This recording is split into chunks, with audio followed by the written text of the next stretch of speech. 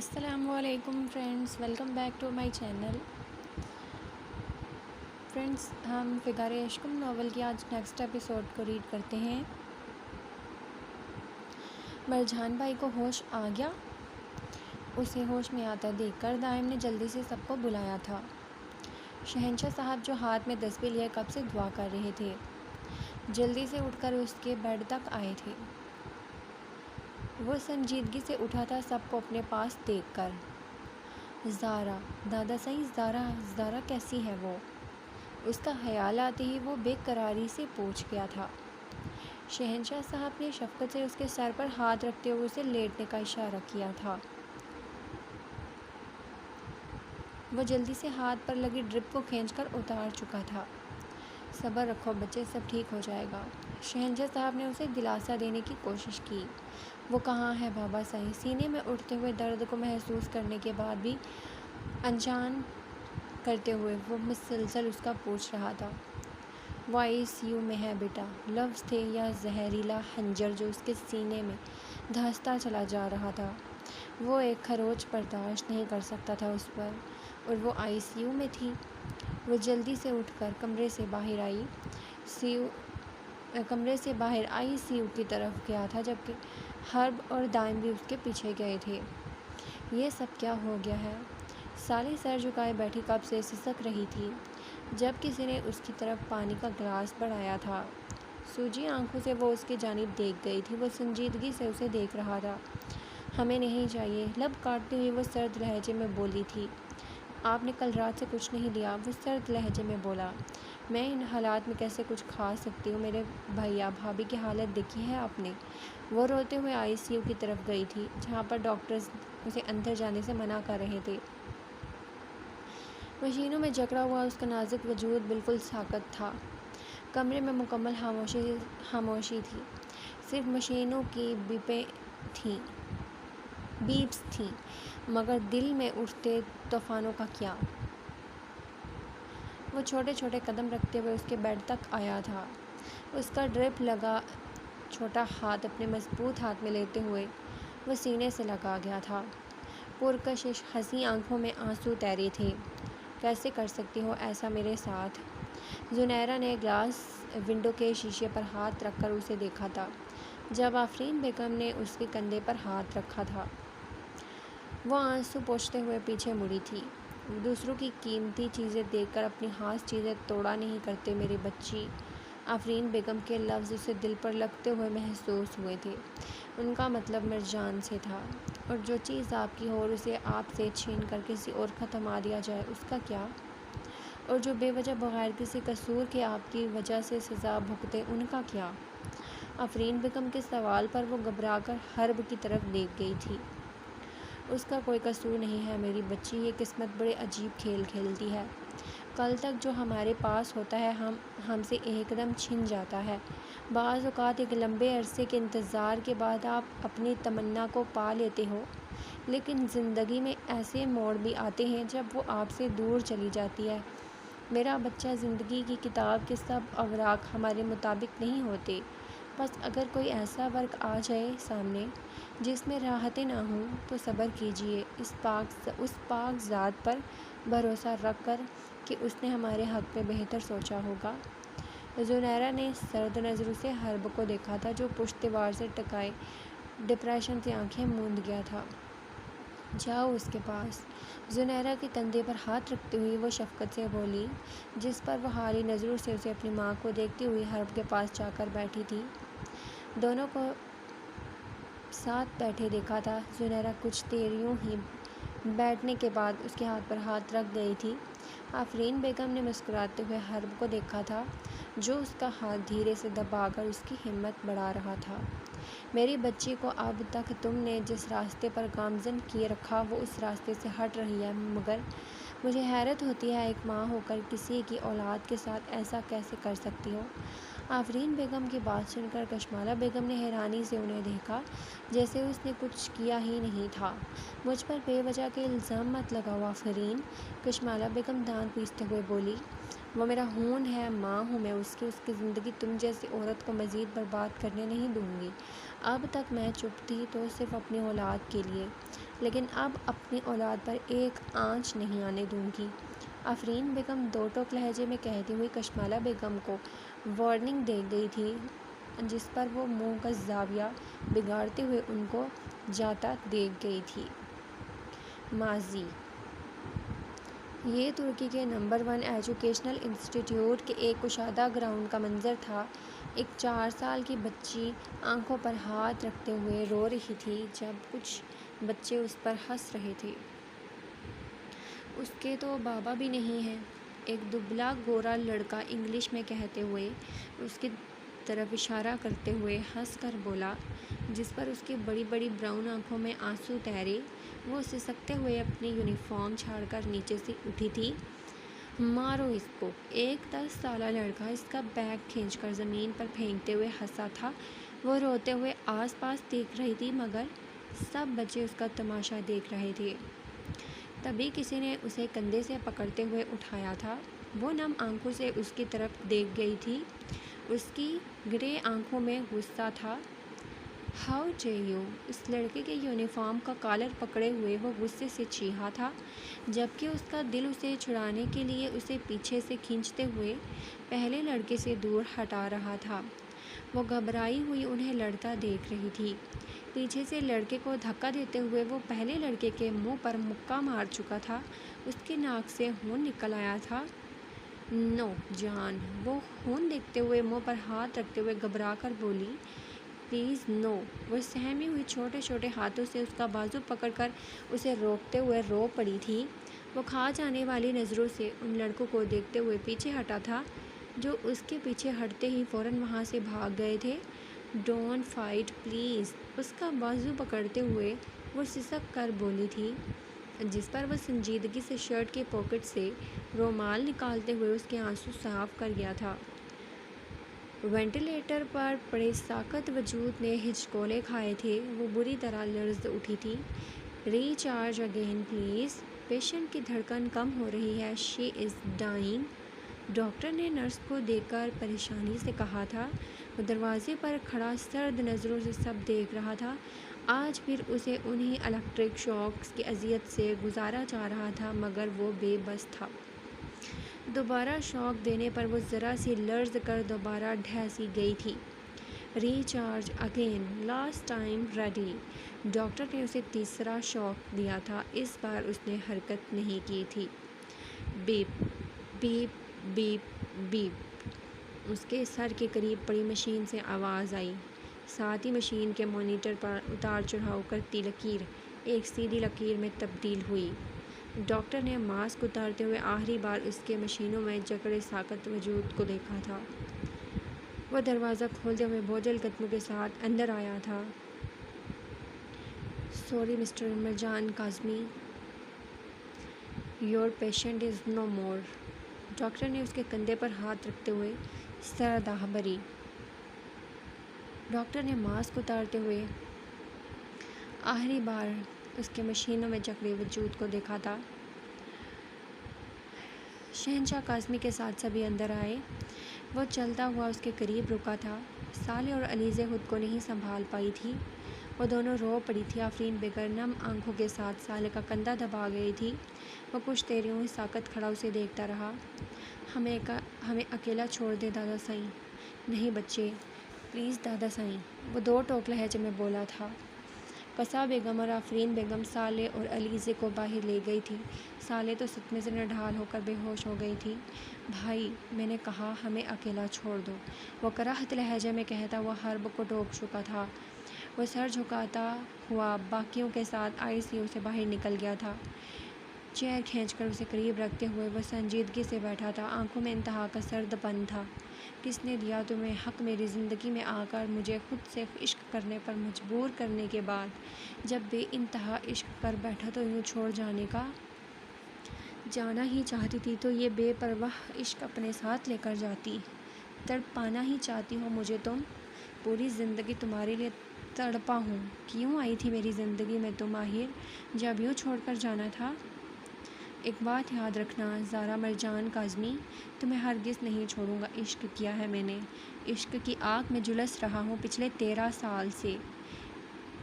ایک بات یاد رکھنا، بچپن سے لے کر اب تک صرف تمہاری طلب رہی ہے مجھے، سب کچھ کھو کر بھی تمہیں پانے کا جنون نس نس میں رہا ہے، اور اس عشق میں میری تباہی کی وجہ تم ثابت ہوئی۔ میں بے حس تھا مگر تم تو بے وفا نکلی، چھوڑ گئی تم تو۔ اس کی آنکھوں سے آنسو کی ایک لڑی ٹوٹ کر کشن میں جذب ہوئی جسے اس نے نہیں دیکھا تھا۔ میں نے تمہیں ٹارچر کیا مانتا ہوں، لیکن وہ تو جسمانی زخم تھے نا، ان زخموں کا کیا جو تم نے مجھے میری روح پر دیے ہیں۔ تم سوچتی ہو یہ مرجان کاظمی جو دنیا کے سامنے بے حس ظالم نہ جانے کیا کچھ بن کر گھومتا ہے، تمہاری کمی سہ پائے گا؟ بولو، کچھ کہتی کیوں نہیں ہو؟ وہ کرب کی آخری حدود پر تھا، چاہے دور تھے ہم، ہمارے بیچ بے حد فاصلے تھے، مگر ایک آس تو تھی اس دل میں راحت تھی، دور سہی مگر نظروں کے سامنے تو تھی نا۔ نہیں جی سکتا تمہارے بغیر زارا، نہیں جی سکتا، کیسے چھوڑ کر جا سکتی ہو؟ بے حد سختی سے وہ اس کے چھوٹے سے وجود کو سینے میں بھینچ گیا تھا، اس قدر سختی پر اس کے وجود نے جھٹکا کھایا، درد کی ایک لہر سی اس کے وجود میں اٹھی، وہ بری طرح کھانسی۔ اس کا چہرہ ہاتھوں میں تھامتے ہوئے وہ سنجیدگی سے اسے دیکھ گیا، اس کی آنکھوں سے آنسو موتی کی طرح گر رہے تھے اور وہ کھانس رہی تھی۔ ڈاکٹر جو کہ اسے لے جانے کے لیے اندر آئے تھے اسے کھانستے دیکھ کر حیرت زدہ رہ گئے تھے۔ It's impossible, how? نرس اسے پرووائڈ آکسیجن۔ ڈاکٹر جلدی سے نرس سے کہتے ہوئے اس کی طرف بڑھا تھا، جبکہ مرجان نے اب تک اس کا ہاتھ نہیں چھوڑا تھا، وہ ابھی تک کھانس رہی تھی۔ لمبے سانس لیتے ہوئے اسے آکسیجن پرووائڈ کی گئی تھی، اس کے بے سکون وجود میں سکون آیا تھا، وہ پرسکون ہو گئی تھی۔ منور صاحب جو ابھی وہاں اس کی موت کی خبر سن کر پہنچے تھے، گلاس ونڈو سے سب دیکھ کر مٹھیاں بھینچے ڈاکٹر کے کلینک کی طرف بڑھے۔ وہ ٹھیک ہے، نارمل ہے، یہ کوئی معجزہ ہے مسٹر مرجان کاظمی؟ کیسے ہو سکتا ہے؟ وہ لڑکی زندہ کیسے بچ گئی؟ میں نہیں جانتا، میں نے خود اپنے ہاتھوں سے اسے زہر کا انجیکشن دیا تھا، اس کی ہارٹ بیٹ بھی بند ہوئی تھی، سب نے دیکھا، ڈاکٹر نے پریشانی سے جواب دیا۔ مگر وہ زندہ ہے کیسے؟ منور صاحب ڈاکٹر کے ٹیبل پر ہاتھ مارتے ہوئے غصے سے پوچھ رہے تھے۔ منور صاحب نے دانت پیستے ہوئے کہا۔ ڈاکٹر نے تھوک نگلتے ہوئے دروازے کی جانب دیکھا جہاں شہنشاہ صاحب کھڑے تھے۔ منور صاحب کا وجود ٹھنڈا پڑ گیا تھا ان کو دیکھ کر۔ آل ہوپس آر ناٹ لوسٹ بیٹا۔ زنیرہ نے سر اٹھاتے ہوئے کشمالہ بیگم کی طرف دیکھا تھا جو ہاتھ میں جوس لیے اس کے پاس والی سیٹ پر بیٹھی تھی۔ لگتا ہے جیسے خدا نے تمہاری سن لی، وہ جوس کا گلاس اس کے ہاتھ میں تھماتی ہوئی بولی۔ ہرب جو اس کے لیے بریک فاسٹ کے لیے کچھ لینے گیا تھا، کچھ ہی فاصلے پر رکا تھا ان کی بات پر۔ آپ کا مطلب کیا ہے؟ بیٹا آف کورس مرجان کی بات کر رہی ہو۔ زنیرہ نے سرد نظروں سے کشمالہ بیگم کو دیکھا، اس کے ذہن میں ابھی تک آفرین بیگم کی باتیں گردش دوران تھیں۔ آپ غلط ہیں، وہ نظریں جھکائے ہوئے بولی تھی۔ میرا نکاح ہو چکا ہے ہرب سے، وہ میرے شوہر ہیں۔ کشمالہ بیگم کو تو جیسے سر پر بجلی گرتی ہوئی محسوس ہوئی تھی، وہ اپنی ہی کہی بات پر شرمندہ ہو چکی تھی۔ میں خوش ہوں ہرب کے ساتھ، آپ دوبارہ اپنی رائے پر غور کیجیے گا، شاید آپ کو بھی سمجھ لگ جائے۔ کشمالہ بیگم نے لب بھینچ کر اس کی طرف دیکھا تھا جو ہرب کے قریب سے گزر گئی تھی۔ بہت شاطر ہو تم لڑکی، وہ مسکراتے ہوئے بولی۔ چٹا ایک ڈناٹے دار تھپڑ جب آج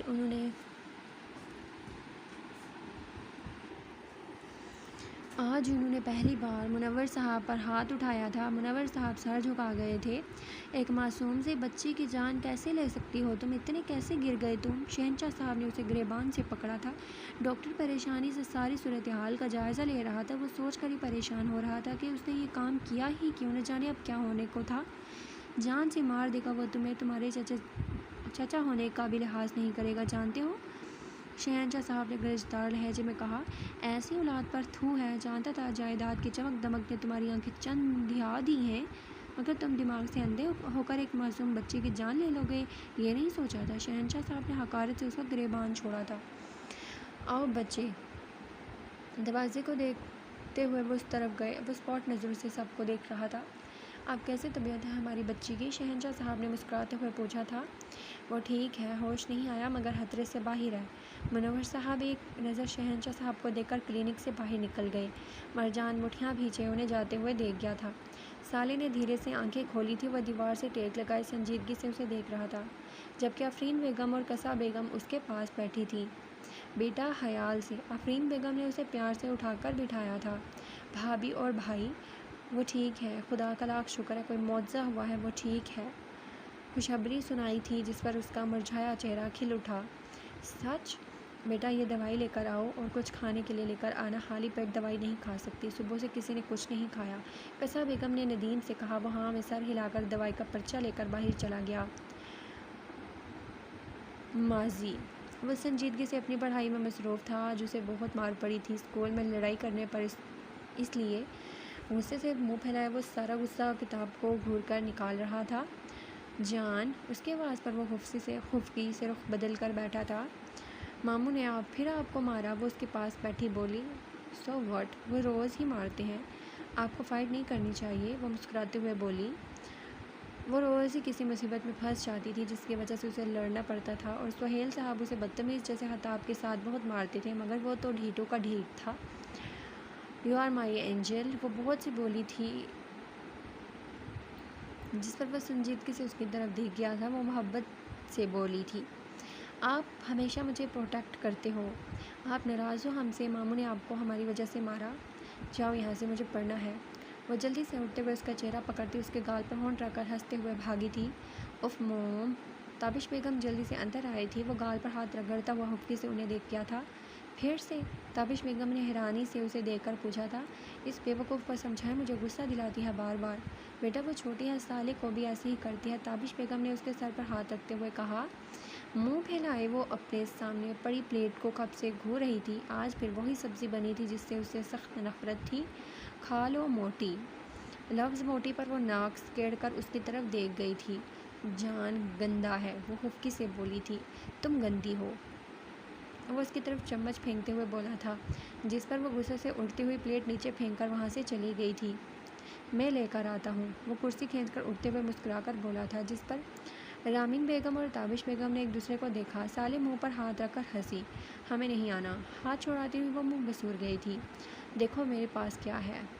وہ جو آنکھوں پر چھوٹے چھوٹے ہاتھ دیے ناراض ہونے کا ڈرامہ کر رہی تھی، آنکھ سے انگلیاں اٹھا کر اس کی طرف دیکھ گئی، خوشی سے مسکراتے ہوئے اس کی مٹھی کھول لی تھی جس میں ایک بریسلٹ تھی۔ واو، اٹس ویری نائس، وہ خوشی سے چہکتے ہوئے بولی، پر یہ بہت کھلا ہے۔ کلائی کو دیکھتے ہوئے وہ خفگی سے بولی، اب تو چلو گی؟ اس کی طرف ہاتھ بڑھاتے ہوئے وہ مسکرایا۔ یس ڈاکٹر، ہم کب تک گھر لے کر جا سکتے ہیں زارا کو؟ دیکھیں پیشنٹ خطرے سے باہر ہے، آپ گھر لے جانا چاہتے ہیں تو بے شک لے جا سکتے ہیں، مگر بہت خیال رکھنے کی ضرورت ہے، اور کب تک ہوش آئے گا ہم کچھ کہہ نہیں سکتے۔ ندیم کار نکالو، ہم گھر جا رہے ہیں۔ مرجان کی بات سن کر سب نے اس کی طرف دیکھا۔ یہاں سے بہتر خیال گھر پر رکھا جا سکتا ہے، منور صاحب کو سرد نظروں سے دیکھتے ہوئے وہ بولا۔ اوکے، جیسے آپ بہتر سمجھیں۔ ہاسپٹل سے وہ اسے اپنے فارم ہاؤس لایا تھا، اور اس بارے میں شہنشاہ صاحب جانتے تھے، جہاں بے حد سیکیورٹی تھی۔ وہ اکثر یہاں آیا کرتا تھا۔ اس جگہ کے بارے میں ندیم کے علاوہ کوئی نہیں جانتا۔ ڈاکٹرز اور نرس کا پورا اسٹاف اس نے اس کے خیال رکھنے کے لیے تیار کروایا تھا۔ سب گھر الگ کار سے گئے تھے، وہ اسے لے کر الگ سے فارم ہاؤس گیا تھا۔ ایک آنچ نہیں آنے دوں گا اب زارا، پرومس، اسے بیڈ پر لٹاتے ہوئے اس کی پیشانی پر لب رکھتے ہوئے وہ بولا، اور وہ آنکھیں بند کیے بالکل خاموش تھی۔ اس کی خاموشی مرجان کاظمی کے دل پر بوجھ بن رہی تھی۔ وہ اسے مسکراتا دیکھنا چاہتا تھا ہمیشہ۔ سر، آپ کے لیے کال ہے، ندیم دروازے پر نوک کرتے ہوئے بولا۔ وہ سنجیدگی سے اٹھ کر باہر آیا تھا، فون کان سے لگاتے ہوئے لاؤنج کی طرف بڑھا۔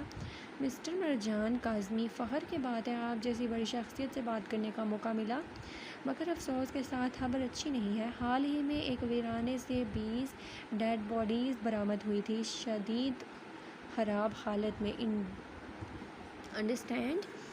اور وہاں کچھ چلتی ہوئی کاریں پائی گئی تھیں۔ افسوس سب جل چکا تھا، مگر ایک کار سلامت تھی۔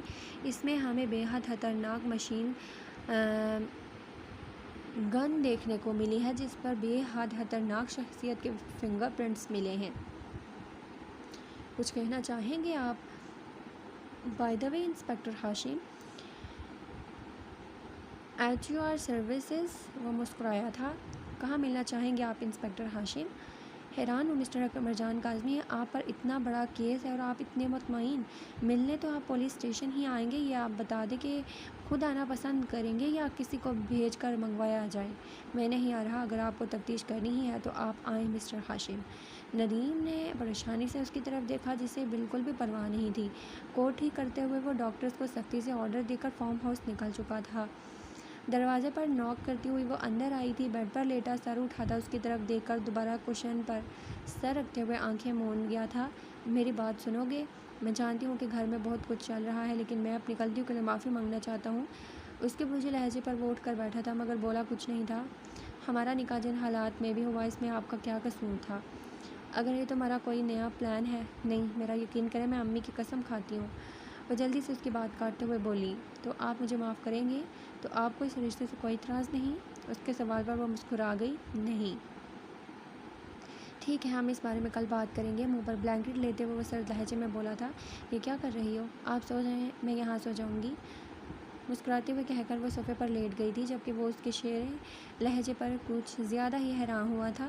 ایک دن میں آخر وہ اتنی کیسے بدل سکتی تھی؟ وہ سوچتے ہوئے منہ پر بلینکٹ ڈال کر سو گیا تھا، جبکہ زنیرہ اس کی سوتے ہی دھیرے سے روم سے باہر نکلی تھی۔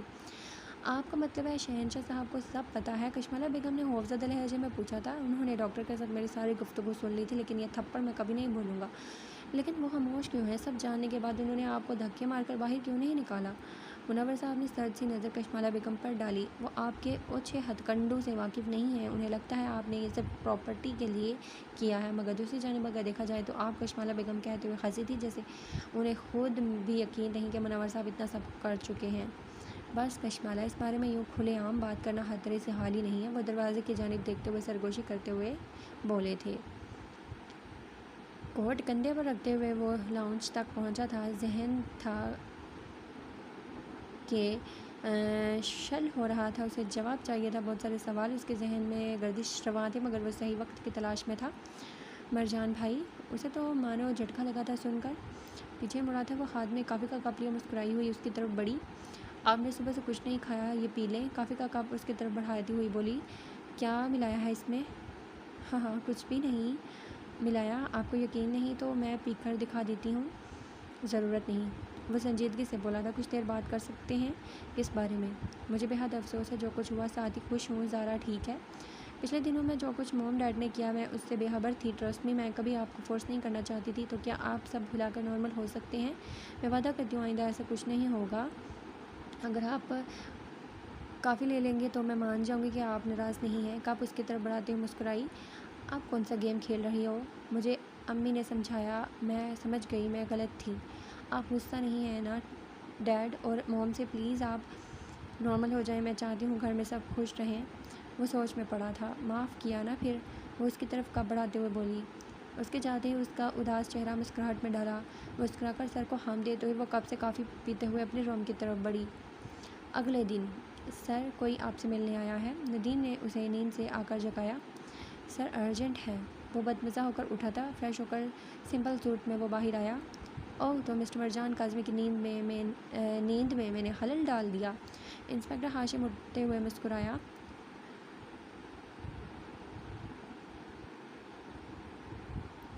تو مسٹر مرجان کاظمی، آپ خود بتانا چاہیں گے آپ وہاں کرائم سین پر کیا کرنے گئے تھے؟ انسپکٹر ہاشم نے چائے کا کپ اٹھاتے ہوئے پوچھا۔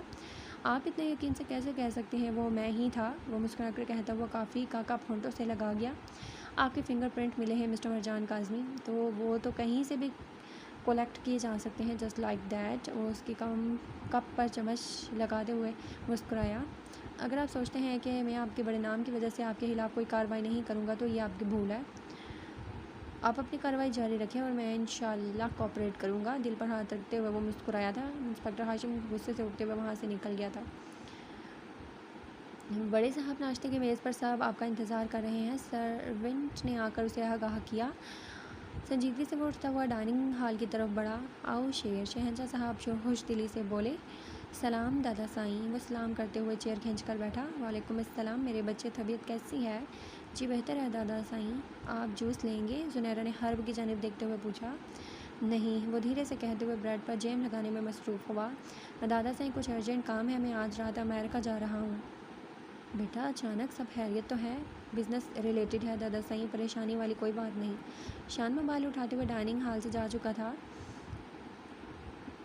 وہ سرد نظروں سے اسے دیکھتے ہوئے اٹھ کر اس کے پیچھے گیا۔ منور صاحب نے اٹھنا چاہا مگر شہنشاہ صاحب نے گھورنے پر وہ گڑبڑا کر واپس اپنی جگہ پر بیٹھے۔ کیا مطلب ہے تمہارا کہ ویب سائٹ ہیک ہو گئی ہے؟ شان غصے سے لال ہوا۔ سچ کہہ رہا ہوں، کسی نے چلاکی سے ویب سائٹ ہیک کیا ہے، اس کے علاوہ ہمارا سارا ڈیٹا ہیکر کے پاس جا چکا ہے۔ اس کے پاس ہمارے سب پلانز کا پورا چارٹ موجود ہوگا، ہمیں لوکیشن ٹارگٹ سب چینج کرنا پڑے گا۔ فون پر کسی نے اسے ساری صورتحال سے آگاہ کیا تھا، لیکن اتنی جلدی سب کیسے ہوگا؟ شان نے پیشانی کو مسلتے ہوئے کہا۔ اس کی فکر تم کیوں کر رہے ہو؟ اپنے پیچھے سے آئی سرد بھاری آواز پر اس کے ہاتھ سے فون زمین پر گرا۔ کیا ہوا؟ ویب سائٹ ہیک ہو گئی، ڈیٹا لیک ہو گیا، سارا چارٹ کینسل کرنا پڑے گا، یا آپ ڈبل اسمگلنگ کرنے کا سوچ رہے ہو؟ اس کے پاس آتی وہ آخری لائن دھیرے سے بولا، جس پر وہ حیران ہو گیا۔ زندہ تو تمہیں تب بھی نہ چھوڑتا جب تم نے اسے پول میں دھکیلا تھا، اس کے بعد تمہارا اچانک گھر سے غائب ہونا۔ کیا سمجھتے ہو میں بے وقوف ہوں، کچھ نہیں دیکھ سکتا؟ اسے ڈرانے کی تمہاری کوشش، اس پر بری نظر ڈالنا، کیا میں کچھ نہیں دیکھ پایا؟ بے وقوف تم تھے جو تم سوچتے رہے، میں ان سب سے انجان ہوں۔ اب بھی وقت ہے ہمارے ساتھ مل جاؤ۔ بہت پرفیکٹ، اس کا بازو پکڑ کر مروڑتے ہوئے بولا۔ سوچ کیسے لیا تم نے میں تم جیسے غداروں کے ساتھ کام کروں گا؟ تم خود ایک سیریل کلر ہو کیا؟ میں نہیں جانتا کتنے لوگوں کو تم نے مارا ہے؟ شان بازو چھڑانے کی کوشش کرتے ہوئے کراہ کر بولا تھا۔ تم تو وہ سب جانتے ہو میرے بارے میں، کچھ سوال جواب ہو جائیں۔ چلو، اسے بازو سے دبوچتے ہوئے وہ اسے مینشن کے بیک سائڈ پر لایا تھا۔ گرین کلر کی کارپیٹ گراس سے ہٹاتے ہوئے وہ ایک خفیہ دروازہ کھول چکا تھا۔ یہ سب کیا ہے؟ شان کی جان حلق میں آئی تھی۔ وہ اسے لیے زمین میں بنے ایک تہہ خانے میں اتر رہا تھا۔ اس کے اندر جاتے ہرب نے آ کر دروازہ بند کرتے ہوئے اوپر دوبارہ کارپیٹ گرایا تھا۔ ماضی۔ آج اسکول میں سالانہ فنکشن تھا۔ اینول کے دن سب بچے نئے کپڑوں میں خوبصورت لگ رہے تھے۔ وہ پنک کلر کے باربی فراک میں بہت پیاری لگ رہی تھی۔ تبسم، آؤ میرے ساتھ۔ سالے نے مسکرا کر اسے پاس بلایا تھا۔ آپی جان کہاں ہیں؟ وہ اس کا ہاتھ پکڑتے ہوئے بولی۔ وہ وہاں ہے، اسٹیج کی طرف اشارہ کرتے ہوئے اسے بتایا گیا۔ آپی ہمیں وہ چاہیے، گیٹ کی طرف اشارہ کرتے ہوئے وہ ضد کرتی ہوئی بولی۔ اچھا چلو۔ اس کا ہاتھ پکڑتے ہوئے وہ وہاں تک آئی تھی جہاں ایک بوڑھا آدمی غبارے بیچ رہا تھا۔ انکل مجھے پنک چاہیے، وہ جلدی سے بولی تھی۔ دونوں کسی سازش سے بے خبر اپنی باری کا انتظار کر رہی تھی۔ جب اس آدمی نے وائٹ کلر کا رومال نکال کر زارا کے منہ پر دیا تھا، وہ گھبراتے ہوئے احتجاج کر گئی تھی اور پھر بے ہوش ہوئی تھی۔ سالے نے مضبوطی سے اس کا ہاتھ پکڑا تھا مگر وہ آدمی اسے دھکا دے کر گراتے ہوئے اسے اٹھا کر وہاں سے گیٹ کی جانب بھاگا۔ مرجان بھیا، سالے چیخی اسے بلا رہی تھی۔ وہ دوڑتا ہوا اس کے پاس آیا تھا جو کہانی سے نکلتے خون کو دیکھ کر رو رہی تھی۔ بھیا، وہ تبسم کو لے گیا، وہ روتے ہوئے بتا رہی تھی۔ وہ دوڑتا ہوا گیٹ سے باہر آیا تھا مگر وہ پہلے ہی اسے کار میں ڈال کر لے جا چکے تھے۔ بیڈ پر بڑی طاقت سے وجود کو جھٹکا لگا تھا۔ وہ بے ہوشی میں سسک رہی تھی۔ نہیں، چھوڑیں، ہمیں جانے دیں، سب ٹھیک ہے، یو آر سیف۔ اس کا ہاتھ تھامتے ہوئے وہ اس کے پاس بیٹھتے ہوئے بولا۔ سب میری وجہ سے ہو رہا ہے، کاش میں آپ کو سیف رکھ سکتا۔ جب میں نے آپ کو پروٹیکٹ کرنے کی کوشش کی، آپ کو نقصان پہنچا بیٹھا۔ میں گنہگار ہوں، آپ کا کتنی تکلیفیں برداشت کی ہیں آپ نے میری وجہ سے۔ یہ میری سزا سے ہی میں دور چلا جاؤں گا، جب تک آپ ٹھیک نہیں ہوتی میں دور رہوں گا۔ وہ اسے روکنا چاہتی تھی، کہنا چاہتی تھی وہ سب سن رہی ہے مگر اٹھنے کی ہمت نہ تھی۔ میں جا رہا ہوں زارا، آخری بار اسے دیکھ کر کہتا ہوا وہ وہاں سے جا چکا تھا۔ بے وقوف، یہ کسے اٹھا لائے؟ سہیل کی بیٹی تو اٹھا کر لانا تھا۔ وہ سہمی ہوئی اندھیرے میں کھڑی دو پرچھائیوں کو دیکھ رہی تھی۔ مگر صاحب، وہاں دو لڑکیاں تھیں، ہمیں معلوم نہیں ہے۔ بے وقوف، یہ اس کی بیٹی نہیں ہے۔ شہوار صاحب اسے معاف کر دیں مگر یہ لڑکی ہے تو ان کے ہی خاندان کی نا۔ وہ سہمتے ہوئے انہیں دیکھ کر اندھیرے میں چھپ گئی تھی۔ یہ اس کی بیٹی نہیں ہے مگر وہ اس سے بہت پیار کرتے ہیں اور سنا ہے کہ اس میں جان بستی ہے اس کی۔ آخر ایسے کیسے کوئی اپنی جائیداد کا 40واں حصہ کسی اور کی اولاد کے نام کر دیتا ہے؟ مگر منور کو جو پیسے چاہیے ان کا کیا؟ اس کے کہنے پر ہی تو اس لڑکی کو اٹھوانا تھا۔ تو دوگلی چال چلو نا، پیسے لے کر منور کو دے دو اور لڑکی اپنے پاس رکھ لو۔ جیسے ہی 18 کی ہوئی پراپرٹی پیپرز پر دستخط کروا کر پراپرٹی ہتھیار لینا۔ لیکن 14 سال انتظار؟ ٹھیک ہے، تم وہ دوسری لڑکی لے کر پہاڑی پر جاؤ، سہیل کو فون کر کے اطلاع دو کہ اگر لڑکی چاہیے تو 50 لاکھ لے کر وہاں ملے اور جیسے ہی پیسے لے لو اس لڑکی کو نیچے پھینک دینا۔ اور اس کا کیا؟ آدمی نے اس معصوم وجود کی طرف اشارہ کیا۔ اسے میں اپنے ساتھ رکھوں گا، میری بیٹی آخر اب سے، وہ خباثت سے کہتے ہوئے ہنسا۔ بہت ہوا منور، اب تمہاری کمانڈ پر نہیں چلوں گا، اب میں صرف اپنے بارے میں سوچوں گا جس میں صرف میرا فائدہ ہو۔ وہ دل میں سوچتے ہوئے ہنسا۔ کچھ پتہ چلا شان کہاں ہے؟ کشمالہ بیگم نے منور صاحب سے پوچھا تھا۔ وہ اب سر کو ہم دیتے ہوئے افسردہ ہوئے۔ مگر اچانک سے کہاں جا سکتا ہے؟ کشمالہ بیگم کو آج اپنے بیٹے کی فکر جی جان سے کھا جا رہی تھی۔ اسے غائب ہوئے 6 دن ہو چکے تھے، پولیس ڈھونڈ ڈھونڈ کر پریشان تھی، مگر کوئی نہیں جانتا تھا کہ کہاں ہے۔ یہ کیسا نمبر ہے اتنے کم ہند سے؟ کشمالہ بیگم نے فون اٹھاتے ہوئے حیرت سے پوچھا۔ منور صاحب نمبر دیکھ کر پریشان ہوئے، جو ایک ویژول نمبر تھا۔ کال کنیکٹ کرتے ہوئے انہوں نے پریشانی سے فون کان سے لگایا۔ اگر بیٹے کو زندہ سلامت دیکھنا چاہتے ہو تو جیسا کہتا ہوں ویسا کرو۔ وہ گڑبڑا کر اپنی جگہ سے اٹھے تھے، ان کے ہاتھ کانپے تھے، ورنہ اس کا وہی حال ہوگا جو شہوار چودھری کا ہوا۔ فون ان کے ہاتھ سے زمین پر گرا۔ کشمالہ نے صدمے سے منور صاحب کو دیکھا، جن کی آنکھوں میں آج سے ہی معنوں میں خوف کے سائے لہر رہے تھے۔ تبسم بیٹا آئیں کھانا کھا لیں، شہوار صاحب نے آملیٹ پلیٹ میں رکھتے ہوئے اس کی جانب دیکھ کر کہا، جو دور کھڑی انگلیاں چٹا رہی تھی۔ انیلا بیگم نے اسے تیکھی نظروں سے دیکھتے ہوئے اپنی بیٹی کی پلیٹ میں روٹی رکھی تھی۔ نہیں ہم بعد میں کھا لیں گے، وہ گھبرا کر کہتی ہوئی اپنے کمرے کی طرف گئی۔ آپ نے اس لڑکی کو سر پر چڑھائے رکھا ہے، دیکھیں کیسے صاف انکار کر گئی ہے۔ ماما ہمیں تبسم نام پسند ہے، آپ ہمیں تبسم بولا کریں۔ ٹھیک ہے بیٹا، آپ تبسم بچ جائیں، وہ تب بھی ٹھیک ہے نا؟ شہوار صاحب نے مسکرا کر کہا، جس پر وہ مسکراتے ہوئے ہاں میں سر ہلا گئی تھی۔ انیلا بیگم اس کے کمرے میں آتے ہوئے دھار سے دروازہ کھول گئی تھی۔ وہ جلدی سے بیڈ سے نیچے اترتے ہوئے آنسو صاف کر چکی تھی۔ کب بند ہوں گے تیرے یہ ڈرامے؟ نہ جانے کیوں باہر کا کچرا گھر میں اٹھا کر لائے ہیں، تجھے زیادہ ضرورت نہیں ہے ان کی ہمدردیاں سمیٹنے کی، سمجھ آ رہی ہے تجھے؟ اسے کندھوں سے جھنجھوڑتی ہوئی وہ حقارت سے بولی، جس پر وہ نہ سمجھ نادان لڑکی سر ہلا کر رہ گئی تھی۔ آج تجھے کھانا نہیں ملے گا، اور خبردار تو نے یہ مگر مچ کے آنسو بہائے تو ایک تھپڑ کھاؤ گی میرے سے۔ ہاتھ اٹھاتے ہوئے وہ چلا کر بولی تھی، چل جلدی سے تیار ہو، اسکول جانا ہے۔ مجھے نہیں کھانا، وائی ڈونٹ یو انڈرسٹینڈ؟ چٹا! وہ ناشتے کی ٹرے زمین بوس کرتے ہوئے چلایا، یہ کیا کر رہی ہو تم تابش؟ رامین بیگم نے اس کے سامنے آتے ہوئے تابش بیگم کی طرف دیکھ کر کہا، ٹھیک ہے مار لو مجھے، لیکن جب تک میری ڈول نہیں آ جاتی میں نہیں کھاؤں گا۔ کیسے یقین دلاؤں اسے میں وہ نہیں آئے گا؟ تابش بیگم روتے ہوئے بیڈ پر بیٹھ کر بولی، کتنا وقت گزر گیا ہے رامین، کتنی خوشیاں ہوا کرتی تھی اس گھر میں۔ اسے مارا مت کرو تابش، تم جانتی ہو وہ اس کے ساتھ کتنا اٹیچ رہا ہے۔ اسے وقت لگے گا، میری اولاد تھی وہ، لیکن اس کے لیے اس کا سب کچھ تھی۔ ایک پل وہ اس سے الگ نہیں رہتا تھا۔ اسے وقت دو تابش، اللہ سب بہتر کرے گا۔ رامین بیگم نے اسے جھوٹی تسلی دی تھی، ورنہ وہ خود اندر ہی اندر ٹوٹ کر رہ گئی تھی۔ ان کی کل کائنات ان کی بیٹی تھی، جسے لاپتہ ہوئے کئی دن گزر گئے تھے۔ مرجان آؤ ہمارے ساتھ بیٹھو، زنیرہ نے اس کا ہاتھ پکڑتے ہوئے کہا۔ ڈیڈی دیکھیں وہ ہمارے ساتھ نہیں بیٹھ رہا، وہ منور صاحب سے شکایت کر گئی تھی جو آج انہیں اسکول چھوڑنے جا رہے تھے، کیونکہ سہیل صاحب پولیس اسٹیشن گئے تھے۔ بیٹا آپ پیچھے بیٹھ جاؤ، وہ مرجان سے بولے تھے، جس پر وہ سنجیدگی سے لب بھیچا۔ جان بھیا آپ سیڈ ہو؟ سالے نے اس کا ہاتھ پکڑتے ہوئے پوچھا، جس پر وہ سنجیدگی سے کار سے باہر دیکھ گیا تھا۔ تو یہ تھی آج کے ایپیسوڈ، یہاں پہ ایپیسوڈ کو اینڈ کرتے ہیں۔ انشاءاللہ جلد ملاقات ہوگی نیکسٹ ایپیسوڈ کے ساتھ، تب تک اپنا بہت سارا خیال رکھیے۔